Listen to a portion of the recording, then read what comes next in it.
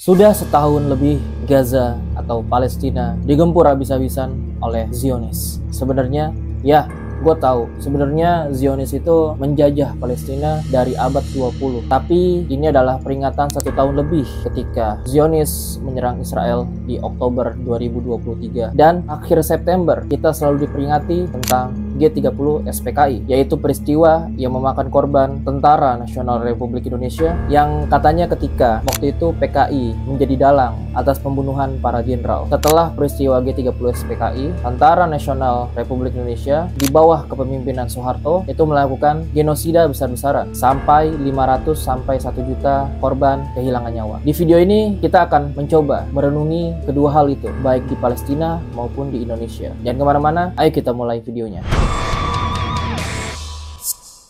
Inna lillahi wa inna ilaihi raji'un. Allahumma ighfir lahum warhamhum wa'afihim wa'fuanhum. Kami turut berduka cita atas korban yang berada di Palestina maupun di Indonesia, terkhusus di abad 20. Gue nemu satu video, dan ini videonya menarik banget. Mereka menjelaskan bagaimana kekejaman Zionis selama setahun terakhir di Palestina. Itu ada berapa jumlah korban yang berjatuhan, berapa fasilitas umum yang dirusak, berapa rumah yang dihancurkan, dan segala macamnya. Dan itu sangat-sangat mengganggu, membuat kita marah tentu saja. Ya, itu tentang Palestina. Selanjutnya kita akan ngomongin soal Indonesia. Gue kasih peringatan dulu. Di video ini gue nggak akan sensor apapun ya. Gue memang sudah lugas, sudah tegas dari awalnya sih di Instagram, di WhatsApp, sekarang di YouTube. Jadi gue nggak akan takut untuk bikin video ini. Karena tujuan gue bikin video ini adalah untuk pembelajaran. Itu tujuan utamanya. Supaya kita melihat sejarah dengan utuh. Dan yang lebih penting lagi, supaya kejadian ini tidak terulang. Mari kita lihat berapa sih jumlah korban yang ada di Palestina setahun terakhir ya. Dalam setahun itu Zionis sudah membunuh 40.000 lebih manusia, dan tentu saja diantaranya adalah anak-anak. Tapi coba kita lihat, kalau kalian lihat di berita-berita, tahu, gua rekomendasikan kalian nonton di channelnya Kok Bisa tentang pembantaian di Indonesia tahun 1965 sampai 1966. Sekarang gue mau tanya ke kalian, apakah kalian cinta Indonesia? Kalau kalian cinta Indonesia hanya dari manis-manisnya saja, berarti kalian belum mencintai Indonesia secara utuh. Kalian hanya didoktrin untuk mencintai Indonesia, tapi kalian nampaknya tidak tahu apa-apa soal Indonesia. Jadi Indonesia, teman-teman, seperti banyak negara biasanya, jadi Indonesia, teman-teman, itu tidak luput yang namanya dari kejahatan perang atau pembantaian. Salah satunya adalah pembantaian di Indonesia tahun 1965 sampai 1966. Gue mau kasih tahu dulu latarnya sedikit. Jadi ketika pembantaian G30 SPKI itu para jenderal dikebumikan secara layak, dan akhirnya Soeharto mengambil alih kekuasaan untuk menyisir orang-orang yang dianggap PKI. Jadi kenapa Soeharto menyisir untuk menangkap para anggota PKI? Ya karena PKI yang dituduh sebagai dalang utama terhadap pembantaian G30 SPKI. Tapi masalahnya ini pembantaian sangat tidak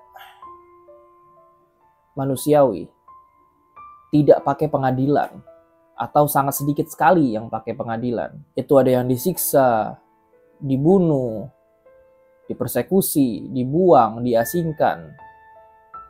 Itu Indonesia dulu tuh begitu tuh. Jadi semua orang yang dianggap sebagai anggota PKI, baik itu pemimpinnya, baik itu elit-elitnya, baik itu pengurusnya, baik itu simpatisannya, itu disusur, itu ditangkap-tangkepin tuh, terutama sama militer ya. Sebenarnya bukan hanya militer ya, banyak warga sipil yang juga ikutan. Nah, lu bayangin situasinya seperti ini. Nah, ini dulu situasinya kayak gini nih.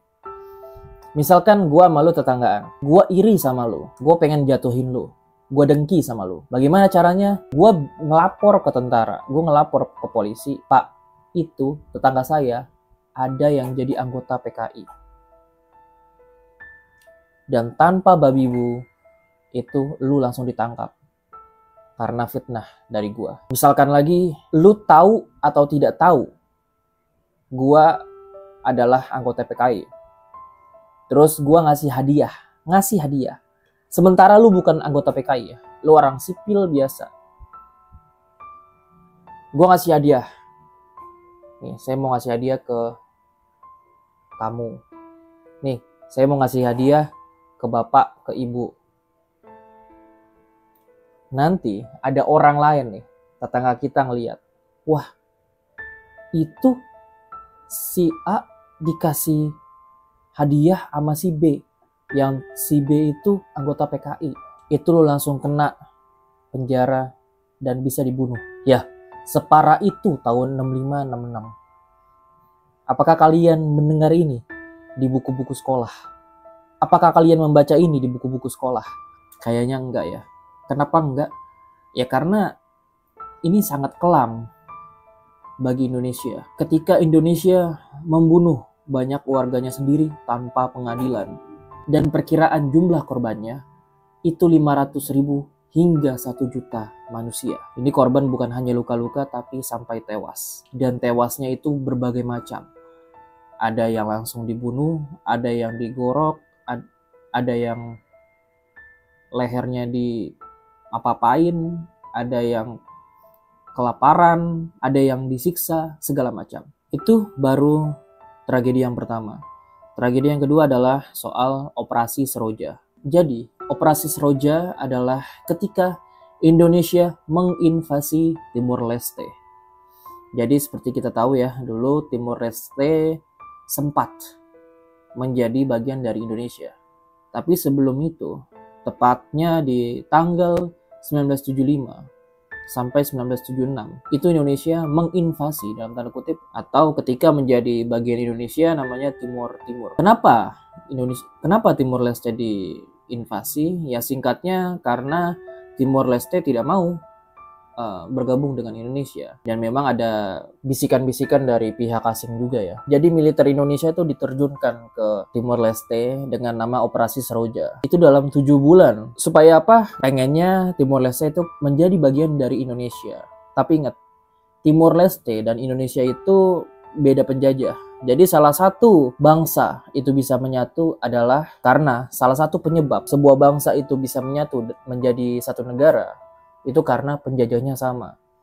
Sedangkan Timor Leste ini sama Indonesia ini penjajahnya beda. Indonesia dijajah oleh Belanda, Timor Leste dijajah oleh Portugis. Jadi sebenarnya Timor Leste ini juga punya alasan yang kuat kenapa dia nggak mau menjadi bagian dari Indonesia. Ya singkatnya dipaksa Timor Leste menjadi bagian dari Indonesia. Lalu tentu banyak korban yang berjatuhan. Itu kurang lebih korban yang berjatuhan mencapai 185.000. Wow. Indonesia. Oke, pasti ada di kolom komentar yang bilang, wah Abah ini gak cinta Indonesia. Gini teman-teman, kalau lu tahu 2 peristiwa berdarah ini pada video ini, berarti Andalah yang tidak mencintai Indonesia. Kenapa Anda baru tahu? Kemana aja Anda kemarin? Anda tuh hanya melihat sisi terang dari Indonesia, tapi tidak pernah mau melihat sisi gelap dari Indonesia. Padahal Indonesia sama seperti negara-negara kebanyakan, yang mereka tuh punya perjuangan, punya juga sisi kegelapan yang harus ditelan. Kenapa harus ditelan hal-hal kayak gini? Karena supaya nggak kembali lagi korban yang berjatuhan. Jangan sama seperti pemerintah Jepang yang mereka itu menutup-nutupi ke generasinya bahwa Jepang menjadi penjajah. Jadi banyak tuh generasi-generasi orang Jepang yang nggak tahu bahwa mereka tuh penjajah sebenarnya dulu ya.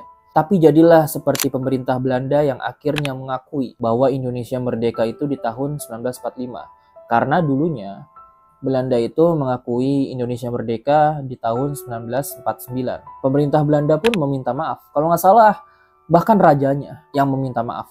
Dan sebenarnya soal pembantaian 6566 itu sudah diakui ya oleh pemerintah. Dan memang adanya itu pembantaian. Dan kenapa kita hanya takut PKI? Tapi kita tidak takut dengan kebodohan, dengan doktrinitas yang tidak benar, dengan penutupan-penutupan sejarah. Dan soal G30 SPKI, ya banyak yang bilang bahwa G30 SPKI itu didalangi oleh PKI.